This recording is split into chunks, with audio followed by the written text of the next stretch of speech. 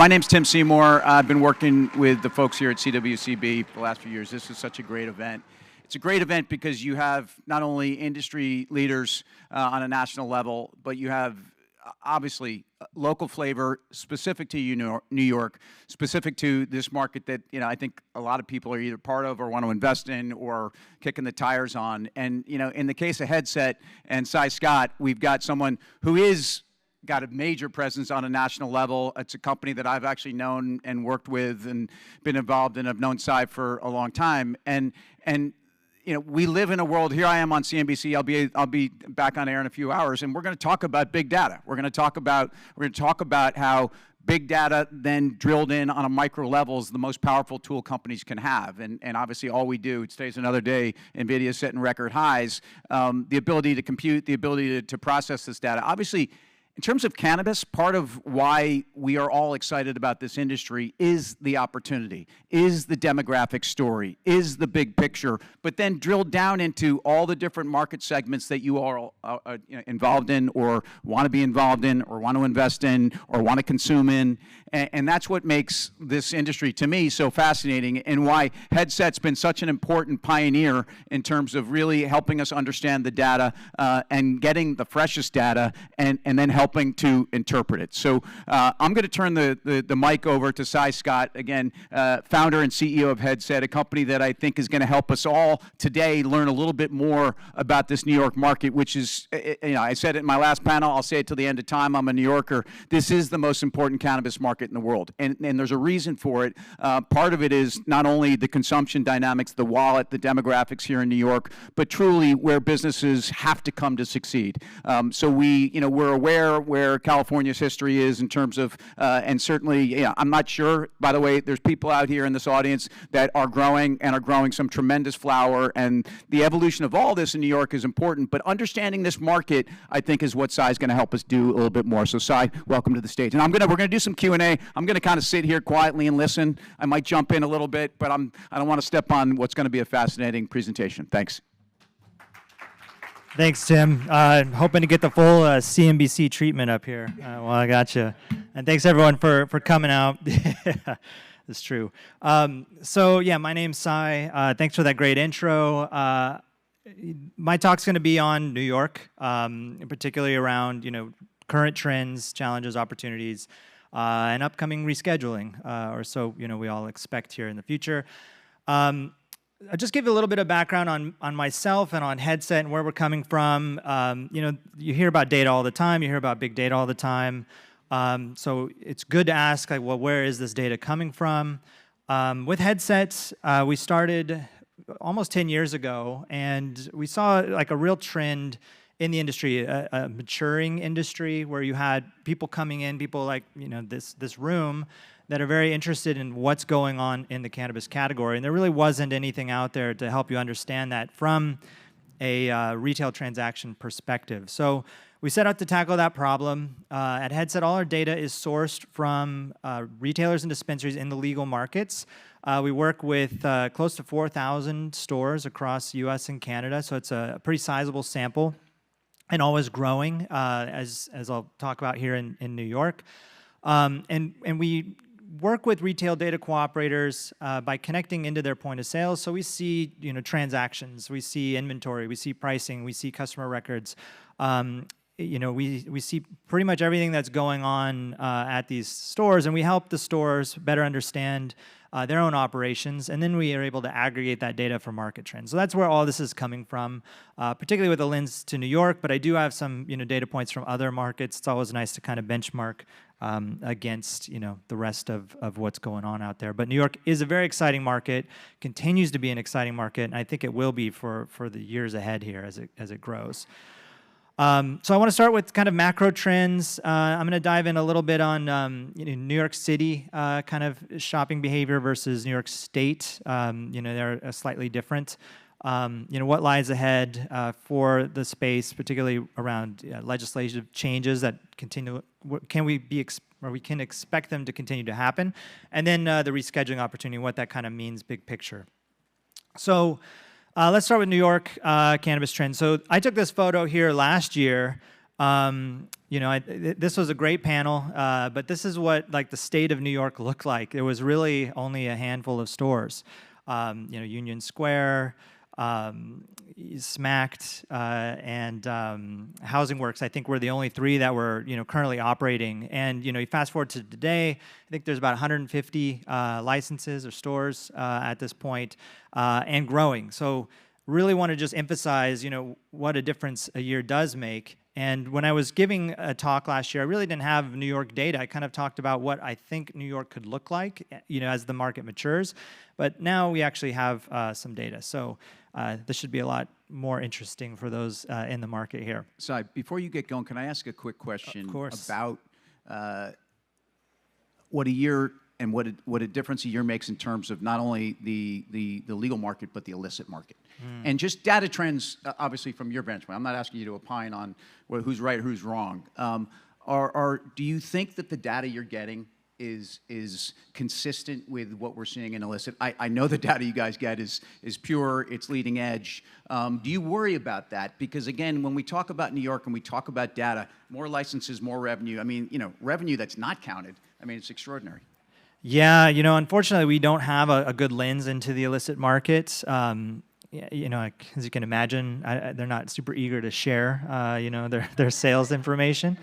But yeah, certainly I think it does impact overall sales. When we talk about like per capita, when we talk about the amount of revenue that these stores are driving on average, I think certainly it's going to be impacted by the illicit market in areas like Manhattan, where it can be pretty dense, and you have a number of stores or illicit stores that are open.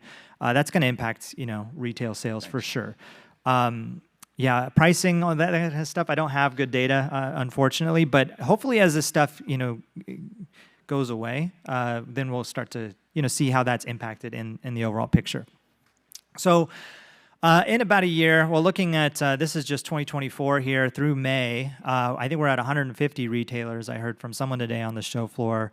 But we've seen 3x the retail licenses.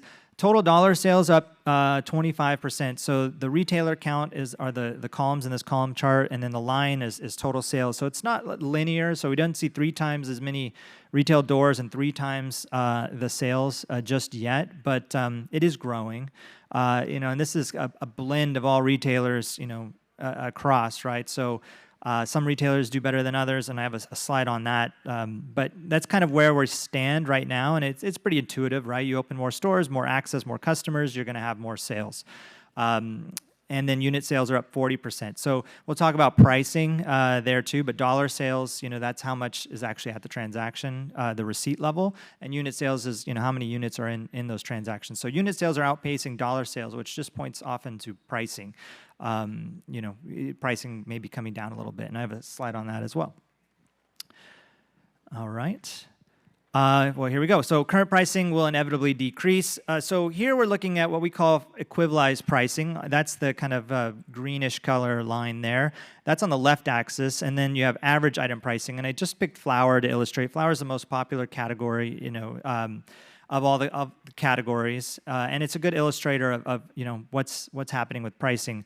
So you can see the red line. Average item price is going up, right? But average item price sometimes will blur out what's actually really happening underneath, because average item price is a unit price, right? So if you're buying 3.5 grams or you're buying more 7-gram products, then average price is going to go up because people are just buying more expensive products. But when you look at an equivalized price, which is a per gram product, that's where it normalizes across, right? If you're buying 14 grams of flour, it's going to be a lot cheaper on a per gram basis than single grams. But that 14 gram purchase of flour is going to be pretty expensive. So that will drive AIP, or average item price, up. But what we really care about is equivalized price, the per gram. What does it normalize to? And you can see it declining. So things are actually getting cheaper, even though you may see headlines like average item prices going up. Does that mean that they might be in larger sizes though? So maybe not eighths but quarters and halves. I mean, definitely that could drive that. for sure. If more unit sales are going to the bulk type products, it's going to drive pricing down. Competition obviously can drive pricing down. And, I want to make sure, we can expect this to accelerate. Average item price right now, equivalized price about $9, 9 and change. I was looking at Michigan recently. Michigan equivalized price for flower is like $2 and change, right? And so you can see where it can get to. Michigan's one of the most inexpensive markets there is, and right now with limited retailers, new market, this is a pretty common trend. But what I wouldn't do is forecast this kind of price for the next 5 years ahead, right? You really have to forecast it's going to get competitive, price is going to go down. But this is and you can already see it, right? In just in 12 months here, even though most of the activity is happening now with the licenses. Cannabis retailers per capita, when we think about per capita, that's, here I did for 1 million residents, how many retailers exist? And I'm comparing Michigan, California, Florida, and New York. Michigan is that big dot. So the size of the dot is basically equivalent to the number of retailers per million residents, and Michigan blows everybody out of the water, including California, which is way on the top right. California actually on a per capita is quite small for how much attention and how big of a market California is and should be. But really what I wanted to point out here is New York has got a long way to go. It's like 1/10 the size of what's going on in Michigan with 2 times the population. So I think New York State has twice the population of Michigan. Well, you can see that there on the x-axis there, 20 million for New York. Michigan's about 10. But New York only has 1/10 of the stores. So there's a lot of headroom. And I know there's a lot of chatter about, well, let's slow down licenses. We don't want to disrupt things too much. But we do have a lot of headroom yet, right? So I just want to emphasize that. And we definitely can't stay, and I don't think there's an intention to stay where we're at. But we do want to see more retail doors because we're just not there yet. Michigan's kind of a unique one. It's got a lot of stores, but it's also kind of surrounded by a lot of markets that don't have legal frameworks. Like Ohio starting up here any day now, or now basically, may start to see an impact on Michigan sales. This isn't sales, this is retail doors, so that's not going to change. But when you look at total sales for Michigan on a per capita basis, it's also another outlier. But a lot of that has to do with its positioning. It's for everyone to interpret, but is Michigan just ridiculously over-retailed? It just that chart tells me that Michigan's a big problem, and you talked about pricing. I'm just curious, Yeah, well, I think Michigan, not to make the talk about Michigan, but I do think we're going to see some changes because of Ohio coming online. So Ohio borders, Michigan, the northwest portion of Ohio there borders Michigan. So I think you're going to see a lot of residents in Ohio purchasing in Ohio. Although, that may take a little while because cannabis is so cheap in Michigan, it may still be worth going across. But then they still have, Indiana and someone else, I think, nearby. My geography. This is not a geography talk. It's okay. Sorry. We should be talking about New York. My bad. I'm sorry. But yeah, I think it's got a lot. But I think we may see sales come down, and then that may cause some pressure with that many retailers once more states legalize around Michigan there. This is retailer performance. So I'm going to explain this a little bit and how we think about this. So we have this term sales efficiency. And so an efficient business is your percent of your revenue versus a percent of your stores in the market. So let's say you're 1% of the licenses in the stores, and I'm oversimplifying, right? Like there's 100 stores and you're one store. Well, you should be doing, at least 1% of the sales in the market, right? And that's kind of your contribution. And if you're over 1, then you're doing more than your percentage of store count, right? So the elite tier here is doing 2.7 times their impact. So one store that's maybe 1% of the market is going to be doing 2.7% of sales. Again, just kind of oversimplifying that, but that's the idea. And you can see median monthly revenue here for these elite stores getting close to $1 million. And there are definitely retailers that are doing well over $1 million. This is the median. So, it kind of falls on both sides. But then you can see high-performing, mid-range, and emerging. I don't have their sales efficiency score on the slide, but they're all like just a little under 1.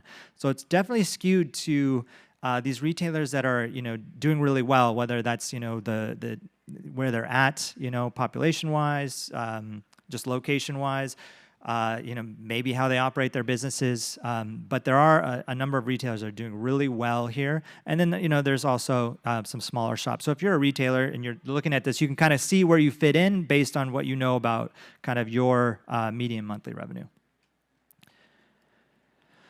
I want to talk about brands. New York is a really exciting market from a brand perspective. I mean, New York as a state and New York City in particular, is known for building brands, right? And you have this opportunity in New York because of the way the legislation is and the structure, not being vertically integrated. This is a lot like Washington State. I'm actually based in Seattle, so I see a lot of this, and there's a lot of brands in Washington. And so I want to just kind of point out some of the top brands here.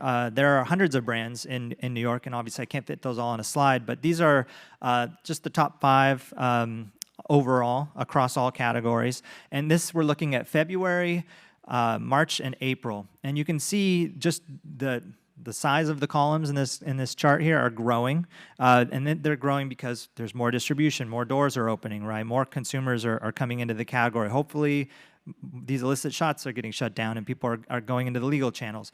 So I definitely wanted to point that out. And I also wanted to point out that there's plenty of room yet, right? Even though you have these names that you may recognize, Heirloom, MFNY, Off Hours, Florist Farms, Live Well being a newer in the top 5 there, is that blue column, and you can see how they're growing pretty significantly, right? So I just want to point out that there's growth for these brands and there's room. It's not like settled yet, right? And I mean, I think, it's so early in the market, you shouldn't think it's settled, but, just in case there's a fear of like, okay, well, these top 5 are really commanding a lot. They definitely have advantages given their scale, but there is room to kind of grow into a top 5 brand. And the top 5 brands taking almost 26% of the total sales of the top 100 brands. So it's really concentrated at the top as well. This is basket sizes, and forgive the x-axis there, it's a total mess, but that's basically looking at September 2023 through April of 2024. This is looking at U.S. average versus New York. I have, overall basket size, and I think I have units in a basket, and you can see New York basket size is a lot bigger than most markets, and I think that's really driven by higher pricing right now. I think you can see the kind of trends starting as it's declining, again, as the stores started opening up this year. I think we're going to see the basket prices go down over time, but this is kind of where they sit, roughly like 50% more than an average basket. But again, you don't want to make forecasts and projections on this stuff. You kind of want to look at the U.S. average and just kind of assume that it's going to kind of get there eventually as things start to stabilize. But you still have a long way to go. So pricing is still pretty high, and pricing power is still pretty good. And that is impacting unit costs. So when you look at the units in a basket, on average, as of April, it's almost 3 units. So when you think about a basket, it's like what you bring to the register. So people are bringing almost 3 items in most markets, and here in New York, it's about 2 items. Some of that is skewed by New York City, which I'm going to talk about here. But I also think it's driven in a lot of ways by just how much money you have to spend, right? If you have $80, $60 to spend, you can maybe get less items here in New York because it's just a bit more expensive. So this is a look at New York City versus kind of rest of the state, and this is kind of an interesting exercise for us to do. And you can see that here is average daily sales for a retailer. New York City is over 50% higher than rest of state. It makes sense, right? It's a populated area. Average rest of state about 22,000 on daily sales. Categories vary a little bit on New York State versus New York City. So New York City consumers seem focused on the lower price point products. So pre-rolls generally are the lowest price on a unit basis product. And I'd say convenience, so edible products kind of over-indexed. It could be people that just live in the city. It could be more tourism driven. This is stuff that we kind of have to infer based on the data, but you can see as far as percentage of sales, it is quite different. So if you are a retailer in New York City, you could probably stock a bit more on edibles than maybe someone who's in a more rural or upstate New York. So how different does this look versus a national subset? It's pretty close. You know, flower 40%. It's surprising to see flower like 30% in New York City. That's pretty low for averages. So I'd say that's a bit different. And even edibles up at 20% is pretty high. You know, normally I think on average edibles like 12%. So yeah, some certainly nuance to the New York market there. And then baskets, kind of again, back to baskets, but this is looking at New York City versus New York State. So average basket size in New York City, $85, is lower than the rest of the state. I think that is driven, you know, a couple reasons. One, we'll talk about demographics, but also just maybe frequency. I don't have that data point, but you know, I can guess that people are just maybe going more often. Maybe it's convenient to go down the street to your local shop. Lower average item price in New York City as well. That could be due to competition. You know, the legal licenses, illicit licenses, and then items per basket, 2.2 items versus 2.4, so about 10%, which kind of matches about 10% lower average basket size. So they're just putting less items in the basket. And here's some demographic data on the sales in New York City versus New York State. So you can see over-indexing on millennials, and a little bit more on Gen Z, so kind of skewing more to the younger generation in New York City, and then the rest of New York a bit older. So Gen X, 25% versus 20%, baby boomers, 14% versus 8%. And when you look at general demographic data in the headset data set, Generation X baby boomers generally spend more money when they go to a store, whether that's because, you know, they're stocking up, they don't want to come back as frequently, or they just have better purchasing power, right? They just maybe have more money than a millennial or a Gen Z person has to spend at any given time they're at a retailer. Okay, so legislation changes, right? So all this stuff is great. We're here in June of 2024. Everything's going to be different June of 2025, you know, when we're all in this room again. And that's for a variety of reasons, right? So one of them, near term, is this tax rate change that's happening. They're replacing the total THC-based potency tax rates here to a single percentage-based tax rate of 9%. And this is applied to what's charged for the sale or transfer of the product. So I think this is the vendor paying that tax. And I have a data point on here. It's probably hard to see on the bottom there, but like a distillate cart, for a 900 milligram distillate cart would previously be taxed at $7.20 a unit. Now is about $2.70 a unit, right? And so this begs the question, like, where's that margin go, right? So you're this product manufacturer and you have this margin now, right? You were paying $5 extra in tax on a per unit price basis. Do you lower your prices? You know, do you keep that margin and just make more money and maybe be more profitable? You know, I would, if I had hazard to guess, I mean, the way things go and with pricing pressure and more competition, pricing usually comes down until brands, you know, really have a good foothold. So probably that margin is going to go to the consumer, right, with just cheaper cannabis. It would be my guess. But this is something to, you know, to watch, like how is it going to impact? So this is really important. You know, to look at data as this stuff happens, because you need to stay on top of this. Because if you're still charging a premium price and maybe your competitors are saying, well, we have this extra margin now, we're going to pass that on to the consumer, that could be, you know, challenging for you, right, if you don't respond in time. So just, you know, things like this can have an impact on overall sales. Illicit market we were talking about. I'm not a New Yorker myself, so I don't see it firsthand. I see all the reports, and it seems like this is happening. I've seen headlines, I've seen photos online, but I also have heard anecdotally just today that there's still plenty of stores that are open, in New York, for better, for worse, for worse probably. But I hope that the kind of noise that's coming out around this stuff after so long with the illicit market, we're actually going to see something.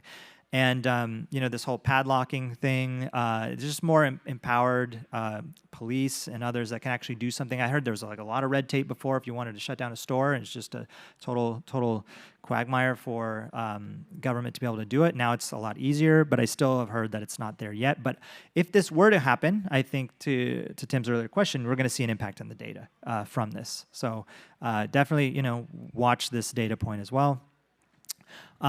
So again, because this is such a critical part of the New York market, and we can project what may or may not happen, but how would you infer that upon either basket sizes, profitability, in a world where, again, look, New York City, part of the reason those of us that live in New York City, we live here, is that which plays into frequency of visit, right? Like I can go to some place every day if it's right down the road, as opposed to in upstate New York, Western New York, wherever, people stock up. But can you infer any of the dynamics around an illicit market that has some enforcement has some bite to it in the next year? Either what you've seen in other places where you've seen that type of an enforcement. California at times is certainly, they've got their own problems. So I realize, ultimately that's probably for people out there to think about. But any thoughts based upon the data you've seen? Yeah, I don't think there's a good parallel. California might be a decent one in certain markets. Like LA, I think for a time had some challenges with this stuff. But it seems like pretty unprecedented, like what happened in New York from legalization to now. A lot of states, it's pretty locked down. Like Ohio, for example, it's medical. It's going to be adult use here, and it's you don't hear about the illicit market stores open up in Columbus, all over the place, So I think it's going to be, we'll learn a lot about, what actually happens here. But I think, if you want to infer, I think it's going to be just different competition, right? You're going to be maybe competing on a more equal playing field. Again, I don't know pricing of illicit, but I know that, a lot of these shops will sell, other types of products where cannabis retailers are pretty limited on what they can sell. So I think we're just going to see probably just a more competitive market like you might see in any other state that starts to issue a lot of licenses pretty quickly. And I would think that concentration, though, of the top 5 brands, I would think that would get more concentrated if you truly are having the brands that actually go through the process of doing it through the legal licensed way. Yeah, definitely. And I think, there's other factors at play here that drive that concentration. I've heard there's now the COD rules in New York, like alcohol, where if someone's behind on their terms, their accounts payable, they're on a COD, which probably will limit, some retailers from making large purchases because they may be afraid to not be able to pay back that purchase on, net 30 or whatever it may be. So that might limit, what they sell because they may say, well, we sell these top 5 brands, we know how they sell, and we're going to just keep there because we're going to be extra conservative. So, there's all sorts of factors that can drive some of that, top 5 adoption. So yeah, more stores, better per capita numbers. It's going to really cause pricing pressure, not only from the competition, but from efficiencies as these markets mature. Inevitably, organizations just get better at producing the product. They get better at producing it, distributing it, marketing it, and all that stuff will go into pricing. But with more stores, again, there's this headroom, right? We need more stores. These brands need better distribution, more opportunity. 150 is a good number, but again, on the per capita, there's a long way to go. So it's not, even though there's going to be pricing pressure and all of that, there's going to be, should be balanced out, right? By just being able to sell more across the state with more stores. So then just to briefly touch on rescheduling. There's all sorts of chatter, and no one knows exactly when this is going to happen or if it's going to happen, or how long it's going to take. This is from a blog post Foley Hoag did. They're a law firm. I thought it was a really good kind of timeline of where we're at. They released this I think a couple days before the public comment period happened. So definitely look it up if you're curious. On the long-term time scale, it comes in at about October.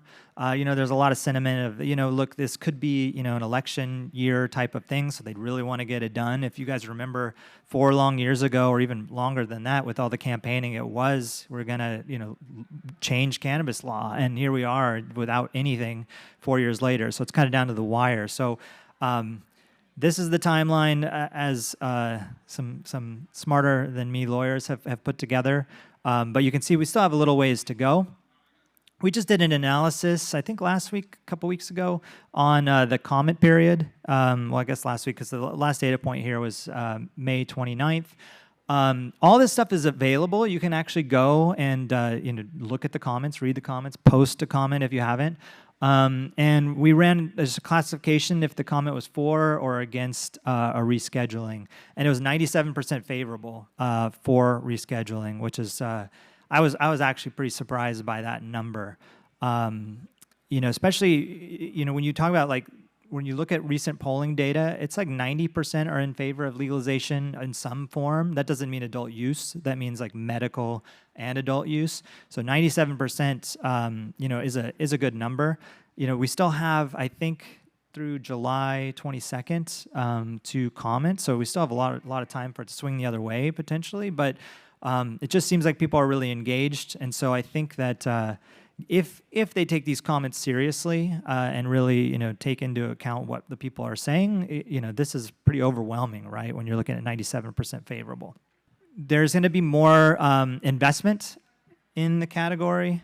So what I think is going to really happen is that you're going to see new investors coming in, right? New opportunity. What does it mean? So more capital available, which is good, especially for an emerging market like New York.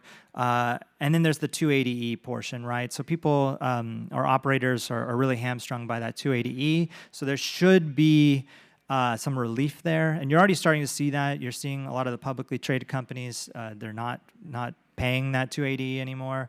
And so some of that should hopefully help, get back into circulation. Instead of going to the government and taxes, it should go into the industry. So maybe they can purchase more products. Maybe they can purchase more services. So I think those are going to be the two big things that come out. I think it opens up some medical research as well, which may be interesting for companies like ours that have a lot of data. But if you're an operator, I do think the 280 thing is a pretty big deal, and just renewed interest as a catalyst for what's going to happen in this market. And where does it all lead, right? What is New York going to look like? Well, at maturity, I think it's going to be about a $4 billion market. Which is right where California is or should be. It's this graph here is looking at the per capita sales on a market basis, and then saying, okay, if New York looked like California with the number of retailers and how well the stores perform, New York would be about a $2 billion market. But California it's got a lot of problems. It's got a lot of cannabis deserts. It does have kind of just illicit market, not the same way as like a lot of stores like New York has, but I think there's just product that's circulating. So there's a long way to go. So I don't think it's going to look like California. Is it going to look like Michigan? If it does, then it's a $6 billion market. I don't think it'll look like Michigan because Michigan has, again, all the geographic dynamic at play that drives, I think, a lot of sales. So I think a safe bet is to just say kind of on average, when we look across every state on a per capita basis, probably about a $4 billion market at maturity, which is meaningful.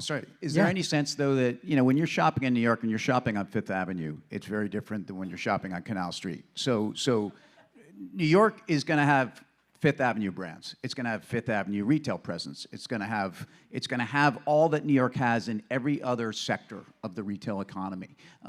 Doesn't that translate into numbers that are very different? I mean, California has it too. But again, this is part of, and I know New York City versus New York State, but any thoughts on that? And is there some sense that that you think the data will play that out?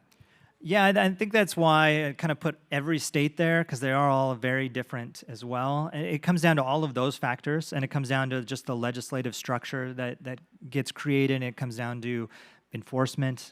All those factors are at play, and it's I don't know, no one has a good crystal ball. I think it's anybody's guess, but if we just kind of conservatively, like worst case, it looks like California, which please don't do that. I think we won't. But that's a $2 billion market, and we look at average, $4 billion. But if you take into account, the place in the world that New York has, maybe that $4 billion is more like $5 billion, or maybe it is like a Michigan at $6 billion. So all those things are possible.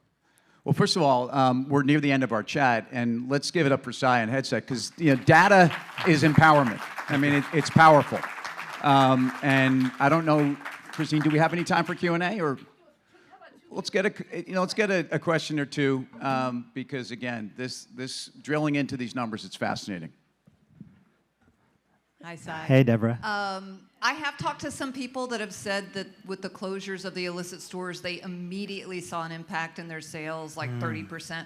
When is the earliest you're going to have any data that might support that? Well, we would have it now. We just haven't looked at it. Yeah, it's just there's so much to look at, right? So we definitely would have it. Assuming that we work with retail data cooperators, in that area where that may have happened. We don't work with every single retailer in New York, but it's a pretty big percentage. So if you knew where those stores were, kind of geographic, we should be able to see that, dependent on, how much can we aggregate it, right? Because we can't obviously disclose a store sale. If it was one store that, had that anecdote, like that's just, we're not allowed to do that. But if there's, in Manhattan, because so many, we could definitely do that because the sample's large enough. So those are going to be telling numbers. No question. It's powerful. Any other questions? This gentleman. What does the picture look like for beverages, and what do you think the prospects are for those? Yeah, beverages pretty small in just the traditional in this category, being like the legal channels. But I know that's seems to be changing quite a bit in kind of the hemp channel. You're seeing more and more beverages being sold at traditional liquor stores. Big chains like Total Wine in some markets are selling these. So I think when you bring that kind of data in, which unfortunately we don't have, and I haven't seen any good kind of metrics there. We actually work with Nielsen, and I've asked Nielsen about this because they cover BevAl, and they don't really code it. They just haven't seen it enough. They've coded a couple incidentally, but I think it's because it was a brewery that was producing, like in Minnesota, and because they were coding the brewery's products, which is like normalizing the data for that brewery. They happened upon this new SKU, this new product that happened to be THC, but they really didn't. They weren't doing it at like scale. So I don't have the numbers, but I think I think it's pretty big. And then there's the direct consumer piece too, which is like really hard to measure, as you can imagine, right? Just people going online and ordering. But in the legal channels, it's really small, and I think there's different reasons for that. Product placement, how it's showroomed, and I don't know, access. Well, a lot of it is even just the manufacturing process and having co-pack relationships, and it's a lot more complicated on the beverage side. But the THC-derived beverage world is booming for those people that have access to C-stores. And again, it's a format thing too, because if you think about where a lot of that is, you just grab it off the shelf, it's right there, and in some states, it's the biggest growing segment. Yeah, like in California, like a 1.5% of the market, maybe a little less. And I've heard anecdotally that one of the leading cannabis brands in California saw more sales in the hemp channel than all of California sales in the legal channel, right? So, I mean, I think it's bigger than what we see, but no one really knows, how big or how long it's going to last too. One more question? Sure. In terms of the pricing, from what you showed, So everybody can hear. in terms of the pricing from what you discussed, from Puerto Rico, where we had an explosion of opening of dispensaries in a medical program, not even recreational, and the prices went down to a ridiculous amount of even $2 a gram. And it caused the closing of many retailers, including mostly smaller ones, because it turned into a volume business where only the big players can get some money. What do you see here in New York when it matures, and what can smaller companies and small and medium-sized companies do when it gets to that point where you're pretty much giving away the product? Yeah, it's tough. And $2 is the Michigan number, right? So I'm not surprised to hear that Puerto Rico was like that. I think, there's not a ton you can do. Obviously you can artificially limit the market by the number of stores that you license, and like finding that perfect amount is challenging. Like every state, has some different number, hence all those wild per capita numbers.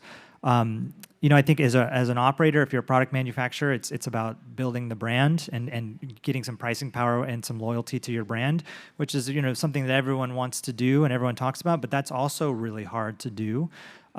Especially given how limited marketing channels are for brands, when you think about a brand that resonates with you, like what is it that causes that? How do you see yourself in that product? Why does that product speak to you, right? And that experience is really happening at the store, right? When you walk in and you see some packaging, or maybe a bud tender says, "Hey, this is really good," and that's kind of where it builds. But there's no easy way for brands to kind of go around that, like a Coca-Cola where it's just like everywhere, right? And why do you drink Red Bull versus Celsius or Celsius versus Red Bull, right? It's like a lot of marketing, and that's where we're limited. But I think that's where a lot of that pricing power can come through, is in the brands themselves. Okay. Right. Cy Scott you. headset. Thank you. Thank you, Cy. Thanks, Tim.